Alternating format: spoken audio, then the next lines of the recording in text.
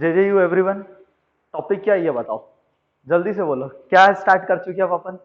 Book number 3। Ronit आप इधर आ जाओ ना। बुक नंबर 3 कर चुके हैं। क्या स्टार्ट कर चुके हैं अपन? बुक नंबर 3 कर चुके हैं। बस उसका देखना कि स्टैंड या कुछ हिले नहीं, है ना। हाँ, इस तरफ आराम से।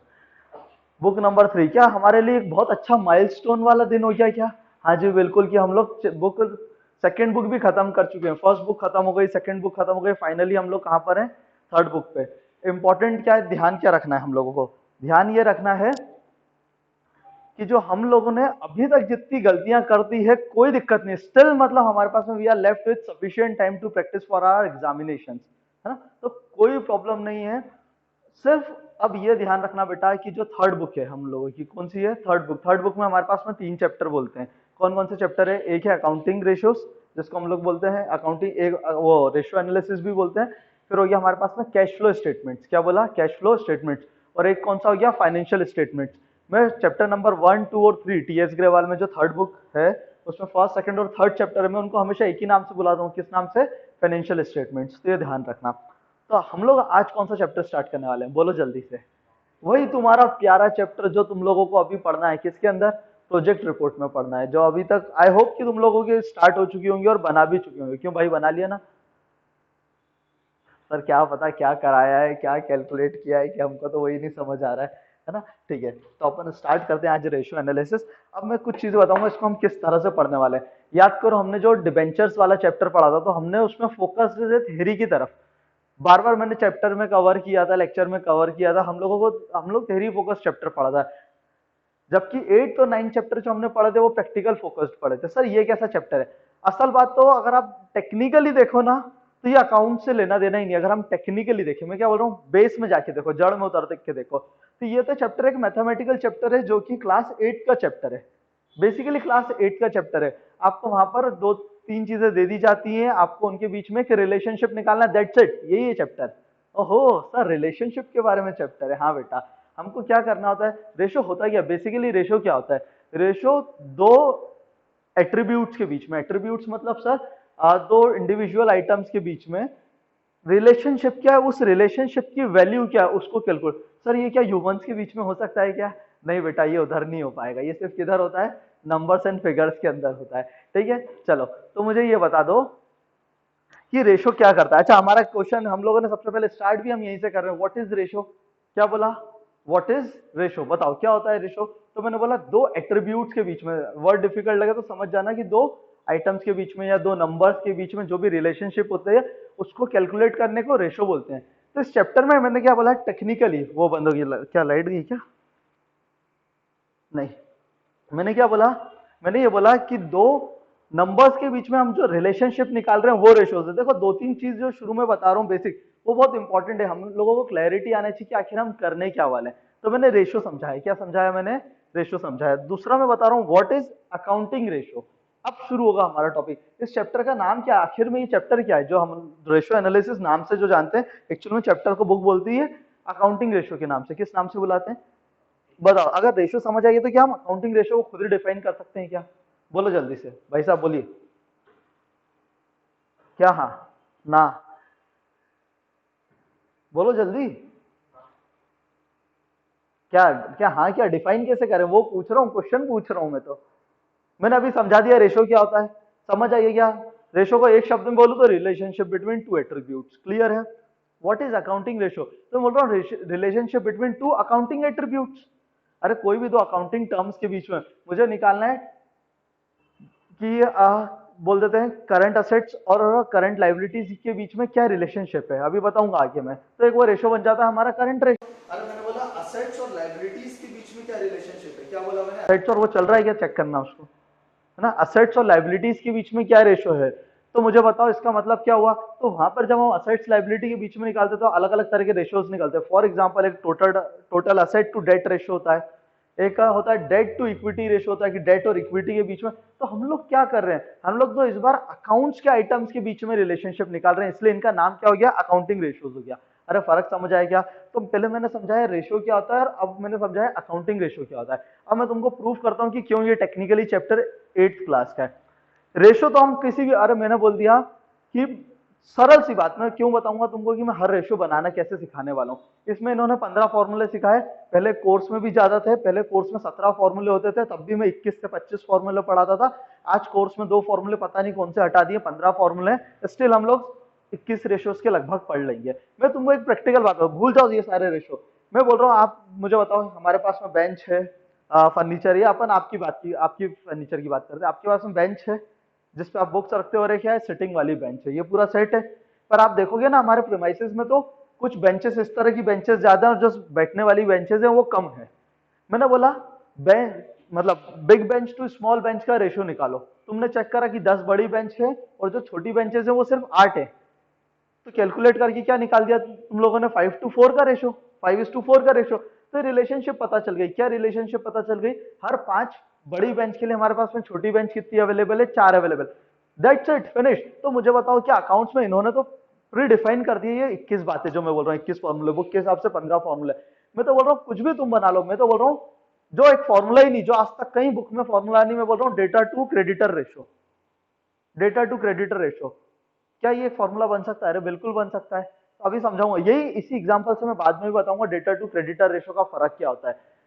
एक बार सोच के बताओ, डेटा टू क्रेडिटर रेशो हमने मन से एक नया रेशो बना दिया, क्या हुआ? बेटा पेन नहीं खाना। डेटा टू क्रेडिटर रेशो का बताओ मतलब क्या हुआ, कि डेटर्स कितने हैं हमारे पास, क्रेडिटर्स कितने उनके बीच में। डेटर का मतलब क्या होता है, जल्दी से बोलो, कि हमने कितने लोगों को उधार दे दिया। क्रेडिटर का क्या मतलब होता है, कितने लोगों से उधार ले लिया। अगर मैं इसको बताता हूं कि हमारा आइडियल रेशो, अभी समझाऊंगा आगे क्या होता है। मैंने बोला आइडियल रेशो 1 है, तो इसका मतलब क्या हो गया कि जितना आपने किसी से, जितना किसी को आपको उधार देना उतना ही आप किसी से भी उधार लेके आओ, ताकि आपकी पोजीशन, नेट पोजीशन क्या होगी, जीरो हो जाएगी, कि आपके पास से कोई जेब से पैसा नहीं गया। आप जितना उधार, नॉर्मली बताओ ज्यादा अच्छा क्या होगा, उधार ज्यादा लो कि लोगों को उधार ज्यादा बांट दो। हम लोग क्या बात करेंगे कि उधार ज्यादा ले लें, क्यों बेटा, बांट नहीं दें, ले लें, क्यों, हम हमारे पास हमेशा जेब में पैसा रखना चाहते हैं। चाहेंगे कि देने वालों को पैसा जितने ज्यादा टाइम बाद दें, मतलब सोचेंगे कि जिससे उधार लिया वो अपने को 4 महीने बाद पैसे मांगने हैं, और जिसको हमने उधार दिया उसको तो 2 दिन बाद, 1 महीने बाद, 2 महीने बाद ही का। और नॉर्मली क्या होता है, इंसान जब किसी से उधार लेता है तो लेता है 4 महीने के लिए, और किसी को उधार देता है तो 3 महीने के लिए लेता है। बड़े बिजनेस छोटे बिजनेस को उधार देते होंगे, ऐसे करके पूरी चेन चलती, बोलो आ गई क्या बता। तो मैंने एक मन से नया रेशो बना दिया, क्या बता दिया, debtors to creditor ratio. Sir इस चैप्टर की खास बात क्या है, इस चैप्टर की खास बात है कि दो अकाउंट्स के एट्रीब्यूट के बीच में हम लोग क्या कर रहे हैं, रिलेशनशिप निकाल रहे हैं। आगे की बात समझ रहे हैं? अब मैं तुमको थोड़ा सा इस टॉपिक को मैं थ्योरी का सिर्फ बेसिक बेसिक्स बता देता हूँ। चलो आओ, कहाँ डिस्कस कर रहे हैं, थोड़ा सा बेसिक के अंदर। रेशो समझा दिया, जल्दी बोलो, रेशो समझा दिया क्या, अकाउंटिंग रेशो समझा दिया। अब हम बात करते हैं एक्सप्रेशन ऑफ रेशो की। इसके पहले अब जो मैं तुमको बताता हूँ, मैं बताता हूँ सबसे पहले इस टॉपिक पे, जो एक मैंने इंपॉर्टेंट मार्क कर रखा, और पूरे चैप्टर की जान यही है, पूरे चैप्टर की जान यही है कि इस चैप्टर में हमको करना क्या है।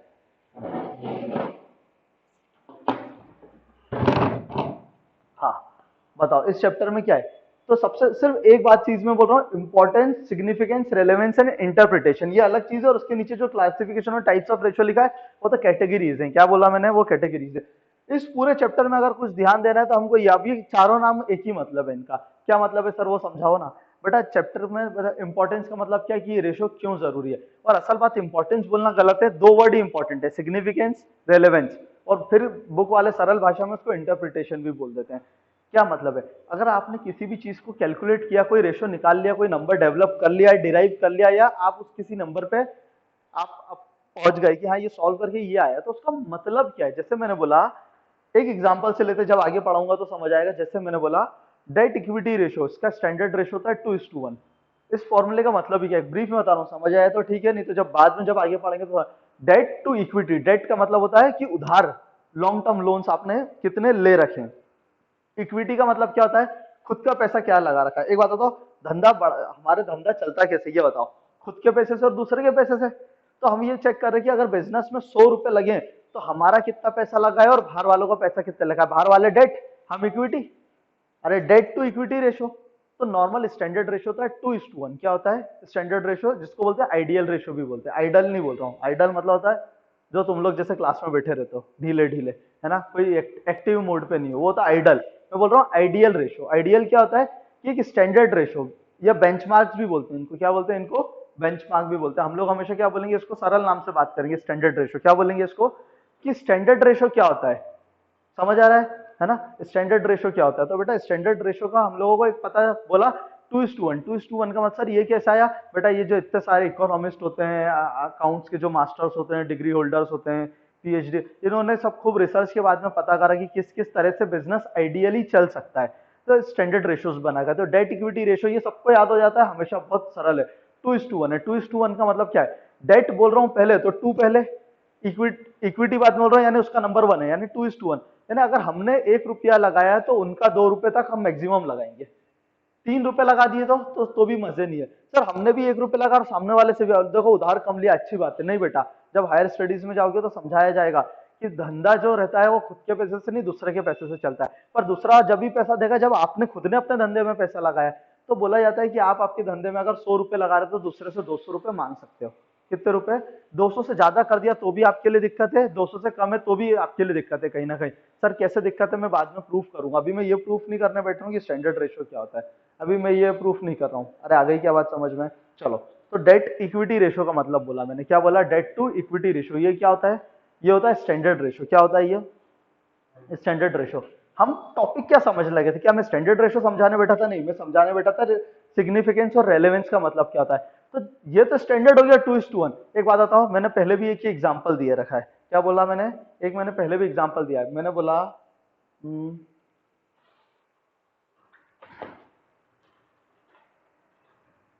मुझे बताओ ये बुक, ये बड़ी बुक है कि छोटी बुक है, जल्दी से बोलो। हाँ क्या है, जैसे आप कोई बोला, उसने बोला बड़ी बुक है, मैं बोल रहा हूँ चलो आओ नापो मेरे साथ में, अब बताओ ये बड़ी बुक है कि छोटी बुक है। तो ये बड़ी बुक है, पर अगर मेरे पास में इससे भी एक और बड़ी बुक उधर रखी, मैं उसको कर दूंगा तो मैं बोलूंगा ये छोटी बुक है।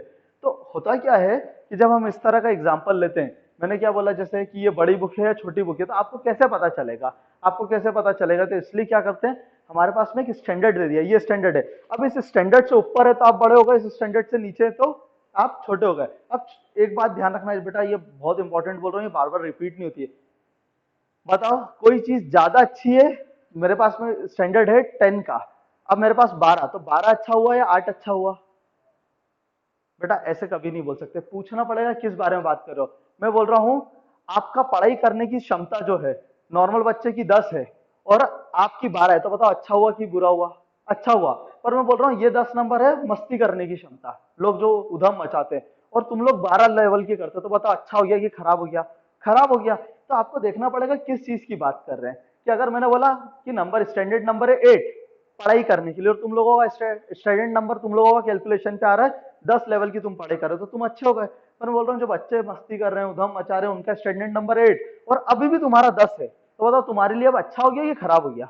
तो हमेशा स्टैंडर्ड से ऊपर होना या नीचे होना, किसको अच्छा बोले, तो पहले समझना पड़ेगा हम किस तरह के रेशो की बात कर रहे हैं। स्टैंडर्ड से ऊपर है तो जरूरी नहीं हमेशा अच्छे ही होंगे, ज्यादा होना भी कई बार खराब होता है। अरे फॉर एग्जाम्पल मैंने बोला कि सॉल्ट कंजम्पशन आपको रोज 2 चम्मच खाना चाहिए, अब आप आधा चम्मच ही खाते हो, तो आपको जो विटामिन सी बॉडी के लिए जो भी बेसिक नीड्स हैं वो फुलफिल नहीं हो रही, तो भी दिक्कत है। तो आपने क्या करा, नमक 2 चम्मच से ज्यादा 4 चम्मच रोज कंज्यूम करती है आपकी बॉडी, तो भी दिक्कत है। यानी हमेशा हम कोशिश करेंगे कि स्टैंडर्ड के आसपास हो। अब ये तो मैंने तुमको अभी स्टैंडर्ड का ज्ञान दिया, मैं क्या पढ़ाना चाह रहा हूँ, मैं बताना चाह रहा हूँ सिग्निफिकेंस और रेलेवेंस का मतलब क्या है। तो मैंने जो अभी कंपैरिजन बता रहा था बुक का हाइट का, ये तो मैं ये बता कि स्टैंडर्ड हमको पता चल गया कि इससे कंपेयर करना है, इससे क्या वो हमने कैलकुलेट करा कि स्टैंडर्ड या आइडियल रेशियो, हमने कंपेयर नहीं करा, हमको पता है इससे हमको कंपेयर करना है। अब जो हमारा सॉल्व करने के बाद में जो हम लोग निकालेंगे, जो मैंने ऊपर बताया था, क्या बताया था, अकाउंटिंग रेशियो जो हम कैलकुलेट करेंगे, उस अकाउंटिंग रेशियो को हमको स्टैंडर्ड से कंपेयर करना है और अब पहचानना है, पहले तो पहचानना है कि क्या हम लोग अच्छी पोजीशन में या खराब पोजीशन में। जब पोजीशन समझ आ गई तो हमको उसका इंटरप्रिटेशन निकालना है। इंटरप्रिटेशन पहले सिग्निफिकेंस का मतलब क्या होता है कि ये क्यों जरूरी है, इससे क्या फायदा होगा, समझ गया। एक बात तो मैंने तुमको बोल दिया कि पानी की क्वालिटी है फॉर एग्जांपल 300, क्या बोला मैंने 300, अब क्या 300 तुम समझते हो क्या 300, टीडीएस में बात कर रहा था मैं, किसकी बात कर रहा हूँ, वाटर के टीडीएस लेवल की बात कर रहा हूँ। अब तुमको भी पता है क्या कि स्टैंडर्ड लेवल क्या होता है, खराब पानी कौन सा होता है, 700 टीडीएस क्या होता है, कभी रिसर्च करना बैठ के तो समझ आएगा। तो ये पानी का रेशो है। अरे रेशो क्या होता है, किसी भी चीज का आप रेशो कैलकुलेट, टीडीएस का मतलब होता है टोटल डिसॉल्वेंट पार्टिकल्स, से कुछ उसका फुल फॉर्म है कि पानी के अंदर कितने डिसॉल्वेंट्स हैं या सॉल्वेंट्स हैं, इस तरह का कुछ होता है। वो फॉर्मूला, तो हम लोगों को वाटर की क्लियरिटी आ रहे हैं। तो बताओ अगर मैंने आपको दो तरह का पानी बताया, बोला देखो ये 200 टीडीएस का पानी है, 700 टीडीएस का पानी है, और स्टैंडर्ड होता है आपका 210 मान लो फॉर एग्जांपल, तो बताओ आपको समझ आएगा कि कौन सा पानी अच्छा है? अरे आ गई क्या बात समझो? तुम लोगों को समझ आ रहा है कि कौन सा पानी अच्छा है? तो एग्जैक्टली हमको यही कहा। अच्छा अब मैंने तुमको बता दिया स्टैंडर्ड जो टीडीएस होता है, एक्चुअली जो मेरे को जहां तक ध्यान है वो शायद 170 के आसपास होता है। क्या बोल रहा हूँ रौनिक?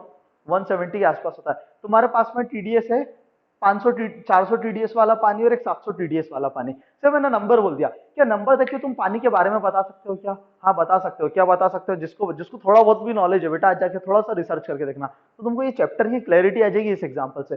700 टीडीएस का मतलब, जैसे ही तुमने बोला 700 टीडीएस, अभी जिमी सर के घर का पानी टेस्ट कराया, 700 टीडीएस का था।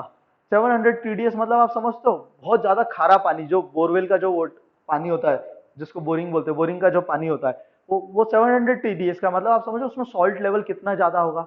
एक नॉर्मली जो पॉन्ड का होता है वो होता है 400 टीडीएस का होता है। जो नर्मदा का पानी वो 250 टू 300 टीडीएस का होता है। टीडीएस इस जितना कम रहता है बॉडी के लिए उतना अच्छा। तो स्टैंडर्ड जो टीडीएस होता है, क्या बिल्कुल इससे तो सर बोल दो 0 टीडीएस। बेटा कुछ वाटर्स के अंदर ऐसे मिनरल्स रहते हैं जो आपकी बॉडी के लिए इंपॉर्टेंट है, तो वो होना उतना जरूरी है। तो कहां तक लेवल जरूरी है? 170 तक। कहां तक? मेरे को फिगर्स श्योर नहीं हूं, तो एक बार चेक कर लेना, मैं सिर्फ एक इलस्ट्रेटिव फिगर्स ले रहा हूँ। तो 175 फिगर्स के लगभग का टीडीएस होना जरूरी। तो क्या तुमको पानी के मैंने अलग अलग टीडीएस बता दिए, तो तुमको समझ आ गया क्या कि ये किस तरह का पानी है? अब तुमको पता है 700 टीडीएस वाला मतलब बहुत ज्यादा सॉल्ट है उसके अंदर। तो तुमको जैसे ही किसी ने बोला भैया ये 700 टीडीएस का पानी, 700 नंबर रेशो बता दिया, क्या रेशो देख के तुम पानी के बारे में बता सकते हो क्या? बिल्कुल बता सकते हैं। सेम केस यही है सिग्निफिकेंस और रेलेवेंस का, कि किसी कंपनी ने बोल दिया उसका डेट इक्विटी रेशो 5:1 है, तो तुम लोग क्या समझ जाओगे उसको देख के? अच्छा, यानी व्यक्ति ने खुद ने 1 रुपए लगाया और लोन कितने रुपए का ले लिया? 5 रुपए का। अरे आ गई बात समझ? तो बताओ कि अच्छी बात है कि खराब बात है? खराब बात है। क्यों खराब बात हो गई? क्योंकि पांच यानी उसके सिर पे हर टाइम पे क्रेडिटर्स जो रहेंगे या डेट जो रहेंगे, डेट जो क्रेडिट मतलब जिन लोगों ने कंपनी को क्रेडिट दे रखा है, वो क्या हर वक्त शेयर होल्डर का गला पकड़ के रखेंगे? क्या कंपनी के ऊपर इंटरेस्ट बर्डन बढ़ गया है? वो जितना खुद घर कमा के नहीं ले जा पा रहे उतना तो लोगों को उनको इंटरेस्ट के नाम से लोगों को बांटना पड़ रहा है। क्या उनका इंटरफेरेंस कंपनी में ज्यादा रहेगा क्रेडिटर्स का या आउटसाइडर्स का? बिल्कुल ज्यादा रहेगा। तो आ गई बात समझ में? तो इंपॉर्टेंट हर चैप्टर, तो जब भी हम कोई रेशो कैलकुलेट, अब हम लोग रेशो 3 तरीके से बात करेंगे। बात है हमारे थोड़े से टॉपिक के ऊपर, और मैं जब भी कोई रेशो पढ़ाऊंगा खासकर स्पेसिफिक 15 रेशो, तो 3 स्टेप में चलेंगे। स्टेप नंबर 1 कि सबसे पहले तो रेशो का मतलब क्या है। बोलो क्या बोला मैंने? रेशो का मतलब क्या है। सेकंड है रेशो का फॉर्मूला बना कैसे, फॉर्मूला बनाना सिखाऊंगा। एक कोई सिंगल फॉर्मूला भी ऐसा नहीं होगा जो हम रटेंगे, हमारा फॉर्मूला बनाना सीखेंगे। और स्टेप नंबर 3 पे सिखाऊंगा इसका सिग्निफिकेंस या इंपॉर्टेंस क्या है, कि इससे जो आंसर निकलेगा उसको देख के तुम क्या पहचानोगे, पहचान कैसे करोगे कि भैया ये आंसर आया तो ये अच्छा आया। स्टैंडर्ड क्या होता है, और कंपेरिजन करने पे कि हमारे इस आंसर से देख के हम कंपनी के बारे में क्या पहचान पाए। बोलो क्लियर है क्या? ये बातें हमको करनी है। आ गई बात समझ में? चलो वापस थोड़ा सा ऊपर चलता हूँ। अब जब रेशोज के आंसर्स आते हैं बेटा, तो 4 तरीके से आते हैं। हमारे पास 4 कैटेगरीज ऑफ रेशो हैं, पर उन कैटेगरीज को मैं छोड़ रहा हूँ। तो जब भी जो हमारा रेशो का आंसर आता है वो 4 तरह से आता है। अच्छा एक और चीज है, बचपन में पढ़ा होगा तुम लोगों ने फ्रैक्शन, फ्रैक्शन पढ़ा है। फ्रैक्शन को क्या मैं डेसिमल में लिख सकता हूँ? मैंने बोला 2/10, ये फ्रैक्शन है। क्या 0.2 लिख दूं तो भी वही बात है? अरे बोलो जल्दी से, 0.2 लिख दूं तो भी वही बात है। मैं बोल दूं 2:10 तो भी वही बात है। असल बात अब ये जबरदस्ती टाइम पास में ये बुक का टॉपिक है जो मैंने हाथ से उठाया, जो 4 कैटेगरीज, जो 4 टाइप्स ऑफ आंसर बोल रहा हूँ, सब एक ही बात है। फिर से बोलता हूँ 2/10, 2:10, या फिर मैं बोल रहा हूँ 0.2, तीनों का मतलब वही है, सिर्फ लिखने का तरीका बदल दिया है। पर कई बार क्या होता है, कुछ चीजों को हम लोग उसी फॉर्मेट में लिखते हैं, इसलिए मुझे ये टॉपिक कवर करना पड़ रहा है, बुक में भी कवर किया है। एक होता है प्योर रेशो, सरल भाषा में बोलो तो सिर्फ रेशो। रेशो क्या होता है? जैसे हमारा पार्टनरशिप में, अरे जल्दी बोलो, पढ़ाई की नहीं? पीएसआर बताओ क्या होता है? पीएसआर 2:3:1 या 3:2:1। हम लोग उसको हमेशा रेशो फॉर्म में बोलते हैं, कि जैसे 2 पार्टनर का रेशो है तो हम लोग उसको क्या हमेशा रेशो फॉर्म में ही बात करते हैं। क्लियर है क्या? एक कैटेगरी हुई परसेंटेज टर्म्स में। मैंने बोला पार्टनर का लोन पे ब्याज देना है, तो हम क्या रेशो वाइज बोलते हैं क्या? हाँ, क्या लोन को रेशो वाइज बोल नहीं सकते? बिल्कुल बोल सकते हैं। मैंने बोला 5:100, 5:100 का मतलब होता है 5% का ब्याज। अगर रेशो में बोलूं 5:100 मतलब 5/100 इंटू 100 करके सॉल्व करोगे, परसेंटेज में करोगे तो कितना आएगा? 5% ही। मैनेजर्स कमीशन 11th क्लास का टॉपिक, कुछ कुछ यहाँ पे भी शायद 12th क्लास में भी। तो मुझे बताओ क्या ये चीजें क्या, तो कुछ चीजें हमने डिफाइन कर दी है कि क्या हम फॉर्मेट दूसरे फॉर्मेट में बोल सकते हैं? बोल सकते हैं, पर एक स्टैंडर्ड बना दिए तो कुछ रेशोज जो आएंगे वो किस फॉर्म में आएंगे, परसेंटेज फॉर्म में। क्या बोला मैंने, कुछ परसेंटेज फॉर्म में आएंगे। आगे चलो, टाइम्स, खासकर ये जो होता है ना टर्नओवर रेशोज वाले, बोलते हैं ना यार कितने टाइम आपका टर्नओवर है, तो नॉर्मली जो टर्नओवर वाले रेशोज होते हैं वो हमेशा टाइम्स में होते हैं। क्या होते हैं वो, टाइम्स में होते हैं। और उसके बाद में आते हैं कुछ फ्रैक्शन वाले रेशो। फ्रैक्शन वाले बहुत रेयर आएंगे, जितने फ्रैक्शन वाले रहेंगे ना उसको अपन इन तीन कैटेगरी में कन्वर्ट कर देंगे। क्या बोला, एक दो कुछ आ गए तो देखेंगे समझेंगे, पर फ्रैक्शन वाले क्या होते हैं, 3/5। अरे 3/5 का मतलब ही क्या, अगर मैं चलो कन्वर्ट करके दिखाओ, 3/5 को प्योर रेशो में लिखूंगा तो क्या लिखूंगा, 3:5। परसेंटेज में लिखूंगा 3/5 मतलब 60%। अरे सॉल्व करोगे 3/5 इंटू 100, सॉल्व करोगे 60%। टाइम्स में बोलना है मेरे को 3/5, तो इसको अगर आप सिंप्लीफाइड करोगे 0.6 टाइम्स, सॉल्व करने में 0.6 टाइम्स बोल सकता हूँ ना मैं उसको। अरे आ गई क्या बात समझ में। तो बेटा इस, तो हम लोग फ्रैक्शन वाला तो बहुत रेयर या कम चांसेस में आएगा। हम लोग कहाँ पे लेके चलेंगे, बाकी तीन कैटेगरीज में चलेंगे। क्या अभी समझ आ रहा है, फिर से समरी करेंगे, फिर से रिवाइज करेंगे। अच्छा मैं जो बोल रहा था शुरू में, ये चैप्टर, ये वाली जो बुक है बेटा, जो भी हो गया फर्स्ट बुक के साथ सेकंड बुक के साथ, ठीक है चलने दो उनको, पर उनके चक्कर में इस गाड़ी को, इस ट्रेन को मत छोड़ देना। जो ट्रेन छूट गई, जो चली गई, ठीक है कोई बात नहीं, इस ट्रेन को मत छोड़ना। मतलब मैंने आज 10 क्वेश्चन दिए ना अक्षत भाई, जो भी हो गया है, वीडियो वाले भी है ना, जो हो गया है वो भी क्या करेंगे, हमेशा ये ध्यान रखेंगे कि जो छूट गया ठीक है, आज जो चीजें मैं देते चल रहा हूँ या जो काम करा रहा हूँ वो हैंड टू हैंड खत्म कर दो। और अब एक बात बताओ, क्या हम लोग बिल्कुल नियर एग्जामिनेशन टाइम के पास पहुंचने वाले हैं, बिल्कुल पहुंचने वाले हैं। तो इस बार थर्ड बुक ऐसे पढ़ना कि फाइनल एग्जाम के लिए, कि अब तुम पेपर के लिए तैयारी कर रहे हो, हैंड टू हैंड इसको फिनिश फाइनल करके चलना, कि एग्जाम के एक दो दिन पहले हमको सिर्फ रिवाइज करना पड़े। क्लियर है। चलो अब आ जाते हैं हम लोग इस चैप्टर के जो, इस टॉपिक के जो ये वाला जो पार्ट हमारा चल रहा है, एंड पे आते हैं। टाइप्स ऑफ रेशो पे बात कर रहा हूँ। कहाँ पे बात कर रहा हूँ मैं, क्लासिफिकेशन और टाइप्स ऑफ रेशो। इधर आ गया हूँ मैं। अरे एक टॉपिक बोलना भूल गया मैं, जो मैं बाद में कवर कराऊंगा। मैं ऊपर आ जाता हूँ, कहीं छोड़ दिया, ये रहा। Meaning, objectives, types, advantage and limitation. 5 बातें। क्या बोला मैंने, meaning, objectives, types, advantages and limitations. ये आपकी टीएस ग्रेवाल में ढूंढ लेना, पांचों इसी सीक्वेंस में टॉपिक मिलेंगे आपको, पांचों इसी सीक्वेंस में मिलेंगे। पर आप, हम लोग ये सबसे एंड में टॉपिक कवर करेंगे। क्या बोला मैंने, क्योंकि अभी समझाने बैठूंगा ना, तुमको सारे रेशोस के मतलब पता नहीं है, कैलकुलेट करते आता नहीं, तो मजा नहीं आएगा। सिर्फ समझ कैसा आएगा कि हाँ ठीक है आ गया समझ में, पर दिल में बातें नहीं उतरेंगी। एक बार पूरे 15 रेशो 21 रेशो तुमने पढ़ लिए, तो उसके बाद में जब ये थ्योरी पढ़ाऊंगा तो तुमको समझ आएगा, अच्छा उस रेशो में ऐसा था, इस कारण से इसका ये इंपॉर्टेंस आ गया, अच्छा लिमिटेशन ऐसी आ गई, ये प्रॉब्लम हो गई। पर स्टिल बेटा तुम लोग ये थ्योरी, ये 1 या 1.5 पेज की थ्योरी है, तो तुम लोग ये कवर कर लोगे। बोलो क्लियर है क्या। आ जाते हैं अपने अपने अगले टॉपिक पे, जो मैं बात कर रहा हूँ क्लासिफिकेशन और टाइप्स ऑफ रेशो। कौन सा बोला मैंने, क्लासिफिकेशन और टाइप्स ऑफ रेशो। बताओ, 4 कैटेगरी बेटा, ये 4 कैटेगरी तो अब भी याद कर लेना अपने को। एक हो गया लिक्विडिटी रेशो, नाम याद करना शुरू करो अभी तो फिर समझेंगे अपन। बेटा सीधे बेटा, ऐसे सिर क्यों पकड़ के बैठा मैं। एक हो गया लिक्विडिटी रेशो, फिर कौन सा हो गया अपने पास में, सॉल्वेंसी रेशो हो गया। फिर आ गया उसके बाद में, हम इसको एक्टिविटी रेशो की जगह हम लोग अब बोलेंगे टर्नओवर बेस्ड रेशो। क्या बोलेंगे इसको, इसका एक और नाम होता है एक्टिविटी रेशो भी होता है। क्या होता है, अच्छा ये जो यहाँ पर है लिक्विडिटी रेशो और सॉल्वेंसी रेशो, इसमें कंफ्यूज मत होना। अभी जब समझाऊंगा तो मैं डिफरेंस बताऊंगा दोनों में क्या है। लगते दोनों एक जैसे हैं, पर दोनों में फर्क है। क्या बोला मैंने, टर्नओवर रेशो। और बताओ लास्ट वाला कौन सा रेशो आ गया, प्रॉफिटेबिलिटी रेशो वाला। कौन सा आ गया, प्रॉफिटेबिलिटी रेशो का। बताओ 4 नाम जल्दी से बोलो, वीडियो वाले बोलो जल्दी से 4 नाम। Liquidity ratio, solvency ratio, turnover ratios या टर्नओवर बेस्ड रेशो, एक ही बात है। और एक और लास्ट में क्या आ गया, profitability ratio.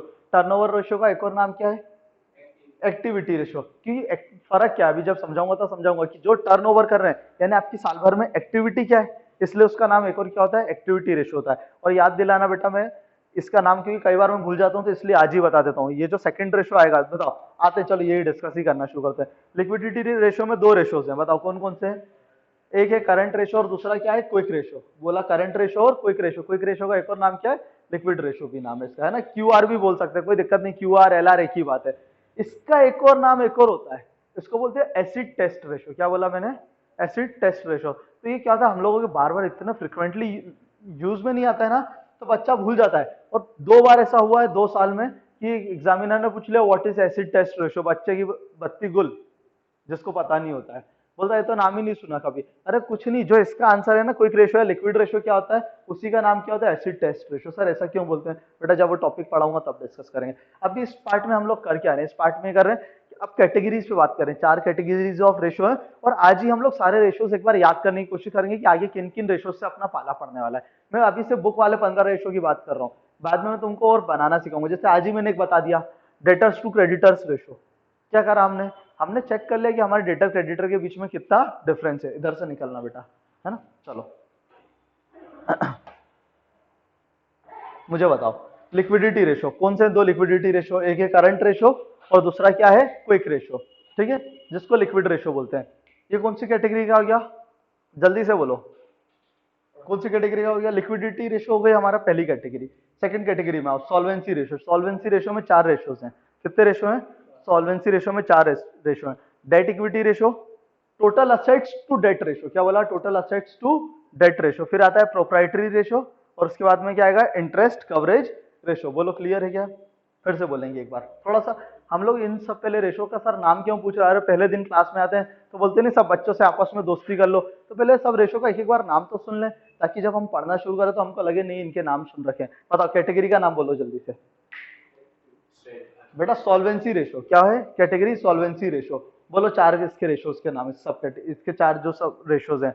Date equity ratio, दूसरा क्या है total asset to debt ratio, proprietary ratio. बेटा लास्ट वाला बच्चे भूल जाते हैं, कई बच्चों को ये लास्ट वाला कैलकुलेट नहीं करता है, आईसीआर, इंटरेस्ट कवरेज रेशो। क्या बोला मैंने, और इनफैक्ट कई तो प्रोप्राइटरी रेशो भी भूल जाते हैं, उनको सॉल्वेंसी में 2 ही याद रहते हैं हमेशा, डेट इक्विटी रेशो और total assets to debt ratio. क्या सही बोल रहा हूँ क्या, सही है ना। ये फैक्ट है, मैंने देखा है, ये एक्सपीरियंस से बता रहा हूँ। बच्चों को सॉल्वेंसी में 2 ही याद आते हैं, एक debt equity ratio, total asset to debt ratio, और 2 रेशो और होते हैं इसके अंदर। बोलो कौन सा, एक प्रोप्राइटरी रेशो और इंटरेस्ट कवरेज रेशो। अच्छा, बड़ी मुश्किल से अगर किसी बच्चे को ये याद हो गया ना तो उसको सिग्निफिकेंस नहीं पता होता कि इसका मतलब क्या है। सही बोल रहे हैं अयान। अरे सर मेरे से तो कुछ पूछो ही मत, कुछ पूछो ही मत मेरे से, तो कुछ आते पता ही नहीं सर चैप्टर में, आपने अभी इतना बोल दिया, मेरे को तो यही सब पहली बार सुना हुआ लग रहा है। ठीक है चलो आगे चलें। एक्टिविटी रेशियोज कैटेगरी 3, नाम बोलो इसका, एक और हम किस नाम से बुलाएंगे इसको, टर्नओवर रेशियो से। बेटा वीडियो वाले अपन ने भी बोलना है, ऐसा नहीं चुप बैठे रहे, है ना। बताओ टर्नओवर रेशियोज, बोलो इस टर्नओवर रेशियोज की 4 कैटेगरी कौन सी है। इन्वेंट्री, या जिसको हम बोलेंगे, हमेशा हम इन्वेंट्री नाम से नहीं बुलाएंगे, तुमको याद रखना हम इसको किस नाम से बुलाएंगे, स्टॉक टर्नओवर रेशियो के नाम से, स्टॉक टर्नओवर रेशियो। दूसरा बताओ, दूसरा और तीसरा तो बहुत जल्दी याद हो जाएगा, डेटर्स रेशियो है और ये वाला कौन है, क्रेडिटर्स रेशियो। तो ये हो गया ट्रेड रिसीवेबल्स टर्नओवर रेशियो, और ये क्या हो गया, ट्रेड पेबल टर्नओवर रेशियो। बेटा इसको कई लोग इसको डीटीआर और सीटीआर भी बोलते हैं, डेटर्स टर्नओवर रेशियो और क्रेडिटर्स टर्नओवर रेशियो। मैं लिख दूंगा इसको नोट्स में, जब अपलोड करूंगा तो मैं चेंज कर दूंगा यहाँ पे। कई बुक्स वाले सिद्दीकी, जैसे आप जाओगे अभी हम लोग टीएस ग्रेवाल से पढ़ते हैं, कई साल पहले तक सिद्दीकी भी बहुत फेमस बुक हुआ करती थी, जैसे हमारी रेफरेंस बुक है ना, ऐसे एक सिद्दीकी बुक होती है, हम लोग भी कई बार हुआ मेरे पास रखी है, हम लोग उससे भी कुछ क्वेश्चन रेफर करेंगे। तो ट्रेड रिसीवेबल्स टर्नओवर रेशियो है ना, इसका एक और नाम क्या होता है, डेटर्स टर्नओवर रेशियो, जिसको बोलते हैं डीटीआर। क्या बोल रहे हैं, डेटर्स टर्नओवर रेशियो। फिर आ गया ट्रेड पेबल्स, तुम्हारी बुक में इसी नाम से लिखा हुआ है, मैंने भी यही नाम लिखा है, ट्रेड पेबल्स टर्नओवर रेशियो। क्या बोला, ट्रेड पेबल टर्नओवर रेशियो। बताओ इसका एक और नाम बताओ, CTR, creditors payable ratio, sorry creditors turnover ratio. क्या बोला, क्रेडिटर्स टर्नओवर रेशियो। लास्ट वाला वर्किंग कैपिटल टर्नओवर रेशियो। अब मैं तुमको एक बात बताता हूँ, इस वाले में भी बच्चों को सिर्फ 2 ही फॉर्मूले याद होते हैं, बताऊं कौन सा वाला, पहला और फोर्थ वाला। कौन सा वाला हो गया, stock turnover ratio. Stock turnover ratio तो लोगों को ऐसा लगता है हो इतना सरल, स्टॉक टर्नओवर रेशियो सबको सरल लगता है, वो बोलते भी मजा आ रहा है कि समझ भी आ जाता है जल्दी से। और एक लास्ट होता है वर्किंग कैपिटल टर्नओवर रेशियो। क्यों सरल लगता है पता है, ये वर्किंग कैपिटल टर्नओवर रेशियो, क्योंकि ये है ना उस फर्स्ट वाला जो रेशियो करंट रेशियो उससे रिलेटेड रेशियो है ये, क्योंकि फिगर्स उसी के सारे यूज होते हैं इस रेशियो के अंदर। अब बच्चा ये भूल ही जाता है, पता नहीं क्यों भूल जाता है, मेरे को आज तक नहीं समझ आया, पर मेरे एक्सपीरियंस से पता है कि डेटर्स टर्नओवर रेशियो और क्रेडिटर्स टर्नओवर रेशियो, ये क्या होता है, बच्चा बार बार भूल जाता है। बोलो क्लियर है क्या।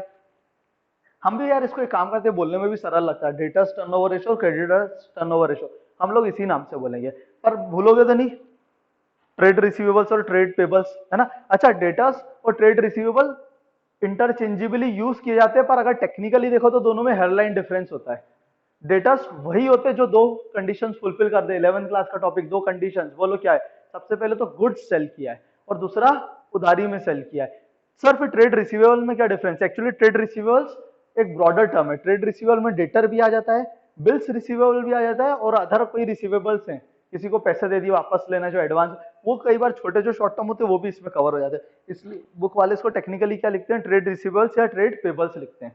अरे आ गई क्या बात समझ में, ट्रेड पेबल, बोलो trade payable includes creditors, trade payable includes bills payable भी आ जाते हैं और अदर कुछ पेबल्स भी हैं छोटे मोटे, वो भी आ जाते हैं। तो ये ब्रॉडर कैटेगरी पर हम लोग समझ जाएंगे, हम लोग क्या बोलेंगे इसको, किस नाम से बुलाएंगे, डेटर्स टर्नओवर रेशो और क्रेडिटर्स टर्नओवर रेशो से। फोर्थ वाला क्या इस कैटेगरी का, फिर से एक बार और बोल दो जल्दी से, वर्किंग कैपिटल टर्नओवर रेशो। नाम समझ आ रहे हैं, याद होना शुरू हुए, जल्दी से बोलो, बोलो चारों रेशो इस कैटेगरी के कौन से कैटेगरी है, टर्नओवर रेशोस। टर्नओवर रेशोस के चार बोलो फटाक से, stock turnover ratio, debtors turnover ratio, creditors turnover ratio और वर्किंग कैपिटल टर्नओवर रेशो। सरल भाषा में याद करने के लिए तो स्टॉक, डेटर, क्रेडिटर, टर्न और वर्किंग कैपिटल। फिर से बोलता हूँ, स्टॉक, डेटर, क्रेडिटर और वर्किंग कैपिटल। चलो कैटेगरी नंबर फोर्थ आ गई, कैटेगरी नंबर फोर्थ पे कहां गई, चलो बोलो कैटेगरी नंबर फोर्थ का नाम बोलो, प्रॉफिटेबिलिटी रेशो। क्या बोला मैंने, प्रॉफिटेबिलिटी रेशो। बताओ क्या नाम में ही दिख रहा है ये किस लिए आ रहे होंगे, प्रॉफिट। अच्छा अभी तो मैंने कैटेगरी समझा ही नहीं, सिर्फ हम तो अभी दोस्ती करने चले। प्रॉफिटेबिलिटी रेशो बताओ, 5 फॉर्मूले इसके अंदर, तो 5 में से 2 बच्चों को हमेशा याद रहते हैं, फर्स्ट और फोर्थ। एक हो गया जीपी रेशो और एक एनपी रेशो। फुल फॉर्म क्या है, अरे पता है 11 से पढ़ते आ रहे, ग्रॉस प्रॉफिट रेशो और नेट प्रॉफिट रेशो। फिर से बोलो, ग्रॉस प्रॉफिट रेशो और नेट प्रॉफिट रेशो। अब जिस जो याद नहीं होते हैं तो वो दो हैं, वो सुनना, इसमें कंफ्यूजन होता है, कंफ्यूज मत होना। एक होता है ऑपरेटिंग रेशो और एक होता है ऑपरेटिंग प्रॉफिट रेशो। क्या बोला मैंने, एक होता है ऑपरेटिंग रेशो और दूसरा क्या होता है, ऑपरेटिंग प्रॉफिट रेशो। लास्ट क्या बचा इसके अंदर, आरओआई। आरओआई भी बच्चों को याद हो जाता है, जो दो याद नहीं होते इस कैटेगरी में 3 याद रहते हैं, एक जीपी, एक एनपी और एक आरओआई। जो बच्चा भूलता है वो भूलता है ऑपरेटिंग रेशो और ऑपरेटिंग प्रॉफिट रेशो। बताओ सही बोला कि नहीं बोला, एक्सपीरियंस से ऐसा ही लगता है कि यार यही कहीं ना कहीं छूट गए। और पता है क्या होता है, जो बच्चों को ज्यादा याद नहीं होते ना, हम उस पर ज्यादा मेहनत करेंगे। क्यों, क्योंकि बाकी तो अदरवाइज भी याद हो जाते। तो हम लोग पूरे 15 फॉर्मूले एटलीस्ट जो बुक वालों ने पढ़ा है उसमें तो हम बैलेंस बना के चलेंगे। बोलो क्लियर है क्या, फिर से बताओ इस कैटेगरी के 5 फॉर्मूले बोलो। पहले कैटेगरी का नाम बोलो, प्रॉफिटेबिलिटी रेशोस, 5 नाम बोलो। Gross profit ratio, GP ratio हो गया है ना, GP ratio, operating ratio OR, फिर operating profit ratio, net profit ratio और रिटर्न ऑन इन्वेस्टमेंट। चलो याद करो मेरे साथ में, शॉर्टकट से बोलते हैं, जीपी, एनपी, आरओआई याद रहेंगे। अब जो दो बचे वो कौन से हो गए, एक ऑपरेटिंग रेशो और एक ऑपरेटिंग प्रॉफिट रेशो, ओआर और कई लोग ओपीआर भी बोल देते पर इसको इस नाम से जानते नहीं है। चलो एक बार फिर से सारे नाम एक बार फिर से बोलेंगे, फिर उसके बाद मैं मतलब समझाना शुरू करता हूँ। पहली कैटेगरी बोलो, लिक्विडिटी रेशो। बोलो दो, वीडियो वाले बोलो जल्दी। लिक्विडिटी रेशो के बाद में, लिक्विडिटी रेशो में क्या, पहले चारों कैटेगरी बोल दो, एक liquidity ratio, solvency ratio, turnover ratios और प्रॉफिटेबिलिटी रेशोस। लिक्विडिटी वाले के दो बोलो, लिक्विडिटी रेशो में क्या है दो, एक होता है करंट रेशो और एक होता है क्विक रेशो। उसके बाद में क्या आ गया, सॉल्वेंसी रेशो। बताओ सॉल्वेंसी में कितने हैं, 4 हैं, बोलो जल्दी देख के बोल दो, सॉल्वेंसी में क्या है, 4। डेट इक्विटी रेशो, उसके बाद में हो गया total assets to debt ratio, फिर क्या आ गया, प्रोप्राइटरी रेशो, और उसके बाद में लास्ट कौन सा आ गया, इंटरेस्ट कवरेज रेशो। शॉर्ट में बोलते हैं एक बार इसको, डेट इक्विटी रेशो बोलो क्या हो गया, डीईआर। उसके बाद में total assets to debt ratio क्या हो गया, टीएडीआर। ये दो तो याद रहते हैं, याद क्या नहीं रहेगा बच्चों को, आखिरी के थर्ड और फोर्थ वाले बोलो फटाफट से, प्रोप्राइटरी रेशो, पीआर और आईसीआर, इंटरेस्ट कवरेज रेशो। आ जाओ थर्ड कैटेगरी, बोलो थर्ड कैटेगरी का नाम, टर्नओवर रेशोस। क्या हो गया इसके अंदर, STR, stock turnover ratio, DTR, debtors turnover ratio, CTR, creditors turnover ratio, और लास्ट में क्या आया, WCTR, working capital turnover ratio. Last fourth category पे आ जाओ, बताओ कौन है फोर्थ कैटेगरी का नाम बोलो जल्दी से, प्रॉफिटेबिलिटी रेशोस। क्या नाम है प्रॉफिटेबिलिटी रेशोस में, 5 रेशोस बोलते हैं, जीपी रेशो, एनपी रेशो और आरओआई। बचे हुए दो बोलो, तो एक ऑपरेटिंग रेशो और operating profit ratio. I hope कि अब याद कम से कम नाम पूरे 15 याद होगा। सबसे बड़ा तो टास्क यही होता है बच्चों को कि पहले तो 15 फॉर्मूले यही नहीं याद आते कौन कौन से थे। हमने कैसे याद किया, पहले 4 कैटेगरी याद करी, और कैटेगरी पहली कैटेगरी में 2 रेशो, दूसरी कैटेगरी में 4, तीसरी कैटेगरी में 4 और चौथी कैटेगरी में 5 रेशो। बोलो क्लियर है क्या, सर आप और कौन से पढ़वाने वाले हो, बेटा जब वो टॉपिक आता जाएगा ना तो मैं बनाना सिखाऊंगा। धीरे धीरे तुम लोगों की ऐसी हैबिट डाल दूंगा कि हर तरह का अकाउंट्स का तुम लोग फॉर्मूला बना सको। अब एक इंपॉर्टेंट बात बोलने वाला हूँ बेटा, एक सीबीएसई की गाइडलाइन है, क्या बोल रहा हूँ मैं, सीबीएसई की गाइडलाइन आई हुई है जो कि बताता है कि आपको कुछ कुछ टॉपिक्स आपके प्रोजेक्ट में भी, आपको स्कूल वाले पता नहीं क्यों करवा देते, सीबीएसई ने साफ साफ गाइडलाइन में दे रखा है कि इन टॉपिक पे आप नहीं भी ध्यान दोगे तो चलेगा। मैं बता देता हूँ क्या है। जैसे मैंने जब बैलेंस शीट का फॉर्मेट याद करा रहा था तो मैंने क्या बोला था, कैसे शुरू होता है, equity and liability main heading है, फर्स्ट हेडिंग क्या आती है, share holder funds. Share holder funds में 3 नाम आते हैं, एक होता है शेयर कैपिटल, एक आता है रिजर्व एंड सरप्लस, और थर्ड कैटेगरी भी होती है पर वो तुम्हारे कोर्स में नहीं। थर्ड कैटेगरी का मतलब होता है share issued against share warrant, sorry money received against share warrant नाम होता है उसका। तो ये वाला आपकी कैटेगरी में नहीं, और सीबीएसई ने गाइडलाइन में दे रखा है कि बच्चे के अगर कहीं कोर्स में आ जाए तो आपको इग्नोर कर देना है। और उन्होंने बताया कि जब भी बच्चे को आपको प्रैक्टिस कराना है तो इस तरह के नाम नहीं लेना है। जैसे share and cash and cash equivalent है, ऑल तो कैश फ्लो में आएगा, पर कैश एंड कैश इक्विवेलेंट हो गया, शेयर वारंट वाला टॉपिक हो गया, एक दो कुछ और टॉपिक हैं इसके अंदर जो आपको कवर नहीं करना होता है। जैसे एक बताता हूँ बहुत हायर लेवल का, deferred tax liabilities, deferred tax, deferred tax liability, deferred tax assets हैं, इस तरह के कुछ नाम आ जाते हैं। कुछ होता है अनअमोर्टाइज्ड एक्सपेंस है। तो 4 चैप्टर के लिए, अच्छा इनको किस चैप्टर के लिए बोल रहे हैं, सीबीएसई ने गाइडलाइन क्यों इशू करी 4 चैप्टर्स के लिए, कौन कौन से 4 चैप्टर, एक रेशियो एनालिसिस वाला, कैश फ्लो का, और कैश फ्लो स्टेटमेंट और फाइनेंशियल स्टेटमेंट्स के जो भी तीनों चैप्टर है उनके लिए अगर ये नाम आज भी जाते हैं, एक बार मैं शॉर्ट में बोल देता हूँ देख दुखा के कहीं कहीं पर। एक तो हो गया आपका money received again share warrant, share application money वाला। सर हमको तो पढ़ा है कंपनीज में, मैंने क्या बोला बेटा इन 4 चैप्टर में इग्नोर करना है आपको। क्यों? क्योंकि शेयर एप्लीकेशन मनी का ट्रीटमेंट कैसे होता है, क्या होता था, आपको इग्नोर कर देना है इन 4 चैप्टर में। क्या करना है आपको, इनको इग्नोर कर देना है। चलो आगे चलते हैं। और क्या हो गया, मैंने बोला कुछ लॉन्ग टर्म बोरिंग्स के बारे में भी अगर कुछ आएगा तो मैं बता दूंगा। डेफर्ड टैक्स एसेट्स बता दिया, डेफर्ड टैक्स लायबिलिटी बता दिया, इसमें कुछ और दिख रहा है क्या? हाँ, वर्क इन प्रोग्रेस करके एक स्टॉक होता है, स्टॉक की 3 कैटेगरी होती है, बताओ कौन कौन सी होती है? स्टॉक की तीन कैटेगरी बताओ जल्दी से। एक होता है रॉ मटेरियल, एक होता है वर्क इन प्रोग्रेस और एक होता है फिनिश्ड गुड्स। तो अगर वर्क इन प्रोग्रेस वाला कुछ आइटम आ रहा है तो हमको इग्नोर करके चलना है, वो हमारे लिए हायर लेवल स्टडीज में आता है। और कुछ दिख रहा है क्या मेरे को इधर, या कुछ पन्ने पलट लूं, एक आध कोई आइटम है? ऐसे कुछ नाम और तो दिख नहीं रहे, सब कुछ कवर कर लिए हैं। ठीक है, अरे आ गई क्या बात समझ में? चलो, ये हमने क्या डिस्कस कर लिया अभी तक? क्या मुझे बताओ, ब्रॉड एक ओवरव्यू आ गया इस चैप्टर के बारे में। कौन सा चैप्टर है ये हमारा? अकाउंटिंग रेशियोज, जिसको हम लोग रेशियो एनालिसिस नाम से जानते हैं। प्यार से क्या बुलाते हैं हम लोग इसको? Ratio analysis. क्या बुलाते हैं इसको प्यार से? Ratio analysis. चलो, तो 4 कैटेगरीज है, अब मैं कैटेगरी को डिफाइन करना शुरू करता हूँ। क्या रेशियो पढ़ाना शुरू कर रहा हूँ? रेशो पढ़ाना हम लोग वो रेशो वाला टॉपिक कल से स्टार्ट करेंगे। क्या समझा रहा हूं मैं? जो 4 कैटेगरी, बोलो मेरे साथ फिर से 4 कैटेगरी के नाम बोल दो जल्दी से। एक liquidity ratio, solvency ratio, turnover based ratio और फोर्थ हो गया प्रॉफिटेबिलिटी रेशो। 4 अब पहले तो कैटेगरी को पहचान। सर ऐसा क्यों करा? क्या 4 ही कैटेगरी? एक्चुअली हम चाहे तो 5-6 कैटेगरी बना सकते हैं और भी बनाना है, पर अब मैं कैटेगरीज नहीं बढ़ाऊंगा, फॉर्मूले पक्का बढ़वाऊंगा। कैटेगरीज तो हम लोग यहीं पर लिक्विडिटी रेशो, और देखो मैं कितने शॉर्ट वर्ड में बोलूंगा, यहाँ पे जितना लंबा नहीं खींचूंगा ताकि तुम कंफ्यूज हो जाओ, बिल्कुल शॉर्ट तरीके से बोलूंगा। बताओ लिक्विडिटी रेशियोज क्या होता है? लिक्विडिटी रेशियो हमेशा short term financial position calculate करते हैं। नाम से याद रखना, क्या बोला मैंने? Short term finance. Sir short term financial क्या होती है? अच्छा मेरे को याद दिलाना, मैं थोड़ा सा टॉपिक से बाहर निकल के बात कर रहा हूँ।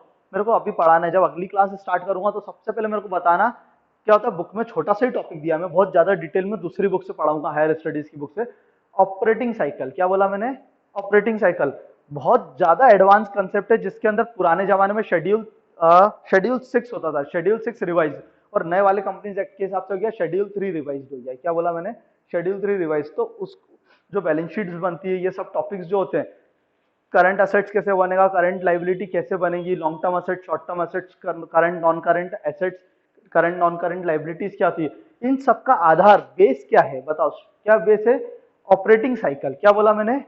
Operating cycle. तो मैं तुम्हें सिखाऊंगा, सबसे पहले एक पूरा डेडिकेटेड एक वीडियो भी बनाएंगे, किसके ऊपर? सिर्फ और सिर्फ ऑपरेटिंग साइकिल के ऊपर। क्या बोला मैंने? Operating cycle. अगर अगली क्लास में कुछ और पढ़ाना शुरू कर दूं तो याद दिला देना मेरे को, ऑपरेटिंग साइकिल पे एक डेडिकेटेड वीडियो बनाना है। बहुत हम आराम से जाएंगे, कोई दिक्कत नहीं, भागेंगे नहीं हम लोग। टीचर क्या करते हैं, शॉर्ट में समझाते थे ऑपरेटिंग साइकिल क्या होता है, पर हम लोग उसको बहुत डिटेल में पढ़ेंगे ऑपरेटिंग साइकिल को, डेडिकेटेड वीडियो के साथ में। तो याद दिलाना अगली बार। बताओ अभी क्या हो गया? सबसे पहले तो पहला वाला बताओ, लिक्विडिटी रेशियो। लिक्विडिटी रेशियो क्या होता है? Short term financial position calculate करता है। सर शॉर्ट टर्म मतलब? तो जब ऑपरेटिंग पढ़ाऊंगा ना, इसलिए वहां से ध्यान आएगा। तो ऑपरेटिंग बताता है कि आपके लिए शॉर्ट टर्म क्या है और आपके लिए लॉन्ग टर्म क्या है, वो बताता है। कहां से आता है शॉर्ट टर्म और लॉन्ग टर्म? ऑपरेटिंग साइकिल से निकल के आता है। साइकिल से वर्ड याद रखना है ना, वो साइकिल चलती है पूरे फंड्स की, फंड्स फ्लो की साइकिल होती है, वहां से कैलकुलेट होगा। तो वो बताएगा कि आपको 1 महीना, 2 महीना, मैक्सिमम जो होता है ना वो 2 या 3 महीने होता है, मैक्सिमम 3 महीने तक जाएगा। अब सेकंड कैटेगरी बताओ, सेकंड कैटेगरी कौन है? जल्दी बोलो बेटा, ध्यान दो इधर, बेटा वीडियो इधर ध्यान देना। Solvency ratio. हाँ नहीं तो पता चले वीडियो वाले बच्चे अपनी मस्ती में ही लगे हुए, इधर ध्यान देना। मैं क्या बोल रहा हूँ? Solvency ratio. सेकंड कैटेगरी क्या है हमारी? Solvency ratio. सॉल्वेंसी रेशो का मतलब होता है कि वो भी आपकी फाइनेंशियल पोजीशन कैलकुलेट करता है। मुझे बताओ फर्स्ट और सेकंड वाले क्या कर रहे हैं? आपकी फाइनेंशियल स्टेबिलिटी कैलकुलेट कर रहे हैं। क्या बोल रहा हूँ मैं? फर्स्ट और सेकंड कैटेगरी। रेशो बोल रहा हूँ क्या कैटेगरी बोल रहा हूँ? फर्स्ट और सेकंड कैटेगरी आपकी फाइनेंशियल स्टेबिलिटी, फाइनेंशियल पोजीशन, है ना, फाइनेंशियल स्टेबिलिटी पे कैलकुलेट कर रहे हैं, पर दोनों में फर्क क्या है? लिक्विडिटी रेशो आपकी short term financial position calculate करता है, जबकि सॉल्वेंसी रेशो आपकी long term financial position calculate करते हैं। बोलो क्लियर है क्या? वो आपको बताते हैं क्या बताएगा, बताओ लिक्विडिटी रेशो क्या बताएगा कि शॉर्ट टर्म में आप सर्वाइव कर पाओगे कि नहीं, क्या बताएगा आपको शॉर्ट टर्म में, शॉर्ट टर्म में आप लोग सर्वाइव कर पाओगे कि नहीं। और बताओ सॉल्वेंसी रेशो क्या बताएगा, जल्दी बोलो, लॉन्ग टर्म में कर पाओगे कि नहीं कर पाओगे। आ गई क्या बात समझ में? समझ आ रहा है वीडियो में, है ना? चलो इधर आ जाओ। और बेटा वीडियो वाले कुछ डाउट हो तो बाद में डाउट पूछ लेना, ठीक है? आ जाते हैं थर्ड कैटेगरी, बताइए, बताओ थर्ड कैटेगरी, टर्नओवर रेशोज, है ना, इसका एक और नाम बोला था मैंने, एक्टिविटी बेस्ड रेशो भी बोलते हैं, और हम लोग क्या बोल रहे हैं इसको, टर्नओवर बेस्ड रेशो। अब टर्नओवर बेस्ड रेशो क्या होता है? टर्नओवर, चलो तोड़ो इस वर्ड को ही तोड़ो, क्या हो गया टर्नओवर? मतलब टर्न और ओवर, क्या बोला मैंने? टर्न प्लस ओवर, मतलब किसी भी चीज को पलट देना। क्या बोला मैंने? टर्नओवर को कैसे वर्ड को तोड़ा? किसी भी चीज को पलट देना। तो हम देख रहे हैं कि हमने ये स्टॉक को क्या ऐसा है क्या कि घुमा के रख दिया, घुमा के नहीं, उसको रोटेट करके ला रहे हैं हम लोग, क्या करके ला रहे हैं। चलो मैं ऑपरेटिंग साइकिल जो पढ़ाने वाला हूँ ना, वो यहाँ पे भी बहुत रिलेवेंट है। देखो लिक्विडिटी में तो काम आएगी, सॉल्वेंसी में काम आएगी, और टर्नओवर में भी काम आएगी। तो मैं एक बार है ना वो साइकिल चलती कैसे वो सिखा देता हूँ। एक बार साइकिल कैसे, नाम में ही साइकिल लिखा है। साइकिल का क्या मतलब होता है? क्या वो जो हम लोग बचपन में, नहीं, साइकिल का मतलब होता है जो एक जगह से स्टार्ट होकर वापस रोटेट होकर वहां पर है। मैं साइकिल बताता हूँ एक बार शॉर्ट में क्या होती है साइकिल, बताओ। कोई भी जब बंदा स्टार्ट करता है बिजनेस तो क्या करेगा, क्या क्या लगाता है वो? कैश, मतलब कैपिटल किस फॉर्म में लगाएगी? कैश या बैंक, यानी प्योर लिक्विड। सबसे सबसे कोई लिक्विड चीज होती है तो कैश या बैंक होती है। और टेक्निकली बोलूं, टेक्निकल वर्ड तो कैश और कैश इक्विवेलेंट बोलते हैं, जिसमें हाईली मार्केटेबल सिक्योरिटीज भी आ जाती हैं, है ना। ये कैश फ्लो में पढ़ाऊंगा मैं आगे। तो मैंने बोला कैश और कैश इक्विवेलेंट, क्या बोल रहा हूं मैं? तो हम लोग कैश या कैश इक्विवेलेंट ना बोलते, सरल बात करते हैं। कैश या बैंक पैसा है उसके पास, बताओ इस पैसे का क्या करेगा वो? इस पैसे से खरीदेगा वो रॉ मटेरियल। अगर मैन्युफैक्चरिंग फर्म है, मैं मैन्युफैक्चरिंग की बात करता हूँ, तो क्या करेगा? इससे रॉ मटेरियल खरीद लेगा। इस रॉ मटेरियल से क्या करेगा? वो सामान बनाना शुरू करता है। अब साल के एंड में क्या हुआ, जैसे मान लो बेंचेस बनाता है, तो कुछ बेंच के लगभग फिनिशिंग बाकी बाकी कंप्लीट हो गई। कुछ बेंचेस ऐसी होंगी जिसके अंदर अभी सिर्फ पट्टिया और जो उसके नीचे का लोहा है, जो ऊपर का टॉप है, टेबल टॉप है, और जो उसकी आयरन लेग्स हैं, वही सिर्फ जुड़े हैं। अभी उनको बिल्कुल प्रॉपर अटैच करना बाकी है। कुछ टेबल्स ऐसी होंगी जिनकी सिर्फ टेबल टॉप ही बने, बिल्कुल 31 मार्च वाले दिन ऐसे। तो उस दिन जितनी चीजें, जितने स्टॉक के आइटम अधूरे रहते जो अभी पूरे नहीं हो पाए, उसको बोलते हैं वर्क इन प्रोग्रेस। क्या बोलते हैं? तो बताओ रॉ मटेरियल से कोई भी चीज क्या बनती है? Work in progress. अगर वो पूरी कंप्लीट टेबल बन गई तो बताओ क्या बोलेंगे उसको? Finish goods. क्या बोलेंगे? Finish goods. चलो फिर से चेक करते हैं, इधर देखना, मेरा हाथ देखना, क्या है यहाँ पर? कैश या bank? Raw material, raw material से नीचे आए, बताओ कैश या bank? Raw material, raw material से नीचे आ रहा हूं मैं, कहां पर आ गया? किधर आ गया? वर्क इन प्रोग्रेस से इस वर्क इन प्रोग्रेस को क्या करूंगा? Finish goods. अब मेरे पास गुड्स हैं, तो बताओ क्या इसको घर पे रख के रखूंगा? क्या मैं सेल करेंगे? जैसे सेल करूंगा तो मैक्सिमम बिजनेसेस उधारी पे चलते हैं, तो अगर सेल से ये क्या बन जाएगा? डेटर बन जाएगा। ये डेटर को मैं बाद में क्या करूंगा कि या तो रियलाइज करूंगा, और अगर वो अभी भी पेमेंट नहीं कर रहा तो इससे ट्रेड, सॉरी बिल्स रिसीवेबल्स ले लूंगा, या डायरेक्टली मैं बिल्स रिसीवेबल्स के अगेंस्ट भी बेच सकता हूँ, या इसको मैं बना दूंगा बिल्स रिसीवेबल। और जब ये पैसा दे देंगे तो मेरे पास में क्या आ जाएगा? कैश। बताओ इस कैश से क्या करूंगा? Raw material, work in progress, finish goods, debtors, और इसके, अच्छा एक मिनट, एक चीज और बोलना भूल गया मैं, फिर से इस साइकिल को, अभी तो मैंने बताया डायरेक्ट साइकिल, क्या बताया? अब एलेबोरेटेड साइकिल बताता हूँ इसको। बताओ कैश या बैंक? मेरे पास, मैंने यहां से अब जब स्टॉक खरीदा, मैंने क्या करा? स्टॉक खरीदा, तो अब मैं नए तरीके से साइकिल बताऊं, कैश बैंक से नहीं स्टार्ट कर रहा हूँ, अब नए तरीके से स्टार्ट करूंगा तो उनको, और क्योंकि यही तो असल में वर्किंग कैपिटल बनाती है, ये साइकिल ही एक्चुअली वर्किंग कैपिटल बनाएगी आपकी। ये प्योर वर्किंग कैपिटल साइकिल समझा रहा हूँ। मैं माल खरीदने चला गया किसी व्यक्ति के यहाँ और बोला भाई उधारी पे माल दे दो, तो बताओ क्या नाम आ गया? क्रेडिटर। और उसको अगर बिल्स पेबल दे दिए तो बिल्स पेबल। बताओ तो क्रेडिटर या बिल्स पेबल?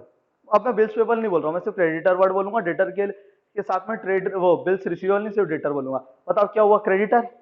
या इधर हाथ करता हूँ ताकि तुमको साइकिल थोड़ी वैसी लगे। यहाँ पर कौन है? क्रेडिटर। माल खरीद के लाए, क्या? Raw material. तो ये आ गया रॉ मटेरियल। इससे work in progress, finish goods, उससे क्या बना लिया मैंने? फिनिश गुड्स को बेच के डेटर। डेटर से बाद में 2-3 महीने बाद क्या आएगा? पैसा, कैश। और कैश किसको पेमेंट कर दिया?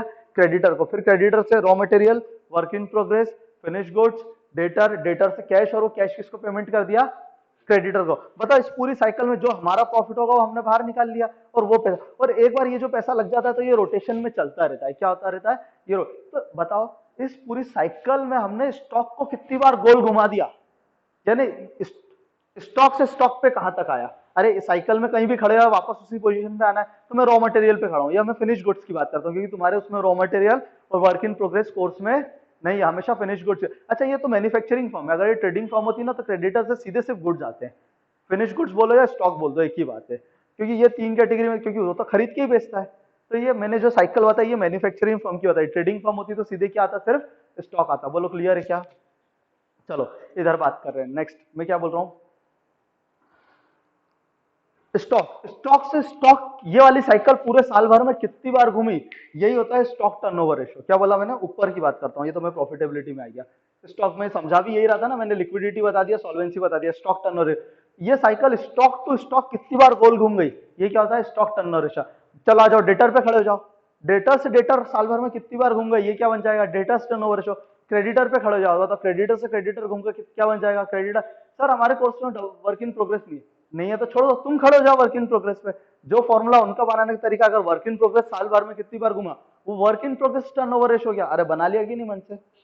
ऐसे ही मैं सिखाऊंगा, क्योंकि मैं लॉजिक्स पे बात करूंगा कि फॉर्मूला क्यों बना क्यों है, हम लॉजिक्स पे बात करेंगे। क्लियर है क्या? और ऐसे ही बताओ ये क्या है, ये इस पूरी साइकिल को अगर मैं नेट ऑफ करके एक जगह सम अप कर दूं तो ये बन जाती है वर्किंग कैपिटल। पूरी साइकिल का एक नाम बोला है तो वर्क, तो ये साइकिल खुद ही कितनी बार गोल घूम गई है, इसको क्या बोलते हैं हम लोग? Working capital turnover ratio. आ गई बात समझ में?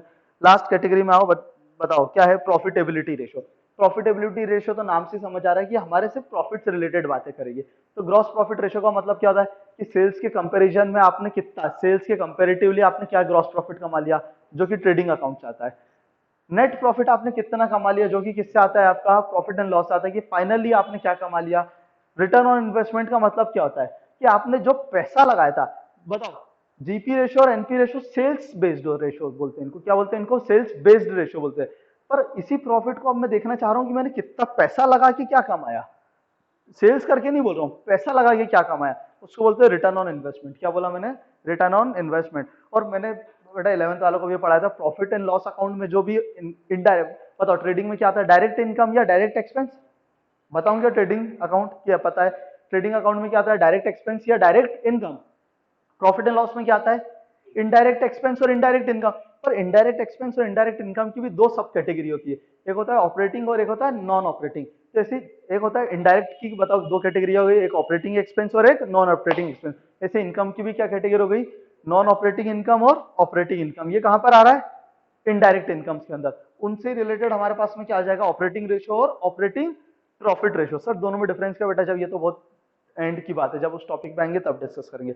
बोलो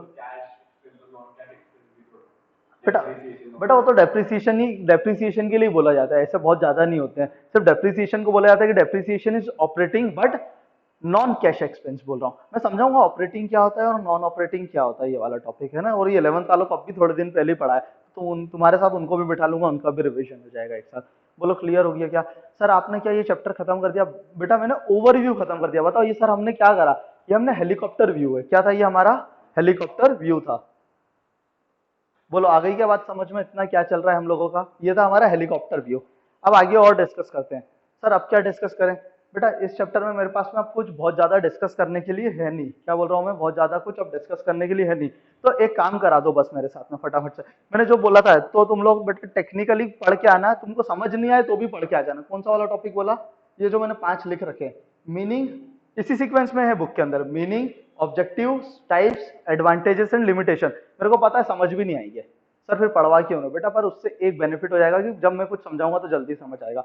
चलो लास्ट चीज, एक बार मेरे साथ में फिर से सारे नाम रिवाइज करा दो। बोलो 4 category, liquidity ratio, solvency ratio, turnover based ratio या एक्टिविटी बेस्ड रेशियो, एक ही बात है। और लास्ट वाला प्रॉफिटेबिलिटी रेशियो। बताओ लिक्विडिटी रेशियो, दो फॉर्मूले बोलो जल्दी से। करंट रेशियो, जिसको बोलेंगे शॉर्ट में भी बोलो मेरे साथ में, जल्दी बोलो क्या है? एक तो हो गया सीआर, और लिक्विडिटी रेशियो में पहला हो गया सीआर और दूसरा क्या हो गया? एलआर लिक्विड रेशियो, और दूसरा क्या हो गया? Quick ratio QR. बोलो क्लियर है क्या? हो गई बात समझ में आ गई। सॉल्वेंसी रेशियो की बात करते हैं। सॉल्वेंसी रेशियो में 4 नाम है, चारों को शॉर्टकट से बोल के बताओ। पहले तो डीईआर, टीएडीआर, पीआर और आईसीआर। बोलो फुल फॉर्म के साथ में। Debt equity ratio, total assets to, जल्दी बोलो, total assets to debt ratio, फिर क्या हो गया पीआर प्रोप्राइटरी रेशो, और लास्ट क्या हो गया आईसीआर इंटरेस्ट कवरेज रेशो।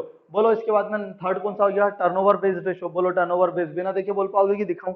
बोलो चलो बोलो, बिना देखे कोशिश करो, दिखा तो देता हूँ।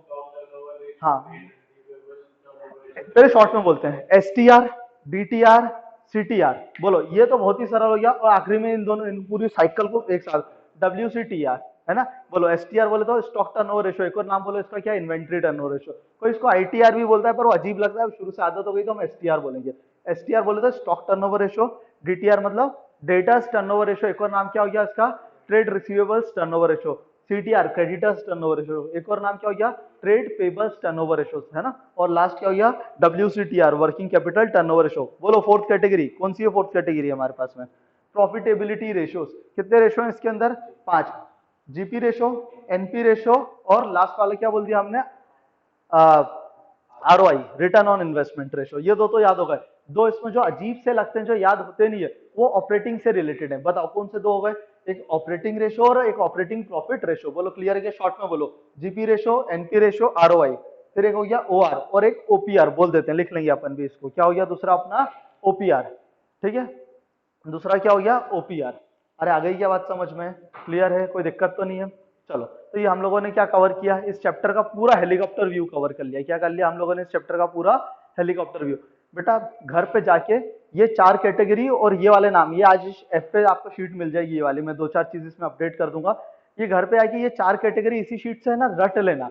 क्यों रटने का बोल रहा हूँ, इससे ये हो जाएगा कि तुमको बहुत कंफर्ट आ जाएगा। क्या हो जाएगा, कंफर्ट आ जाएगा। सुन लो इधर, ठीक है।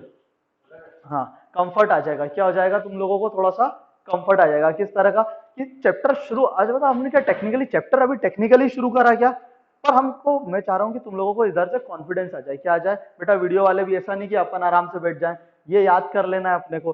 4 कैटेगरी के सब कैटेगरीज में जितने रेशोज हैं 15 रेशो और उनकी शॉर्ट फॉर्म, ये सब याद कर लेना, ताकि जब हम कल से चालू करेंगे तो कल क्या पढ़ेंगे हम लोग, ऑपरेटिंग साइकिल क्या होती है वो, और उसके बाद में हम लोग सारी कैटेगरी के बेस चालू करेंगे। कल पहली और दूसरी कैटेगरी आधी, पहली कैटेगरी पूरी और दूसरी कैटेगरी आधी खत्म कर देंगे। बोलो क्लियर है क्या, चलो ठीक है, थैंक यू, बाय बाय।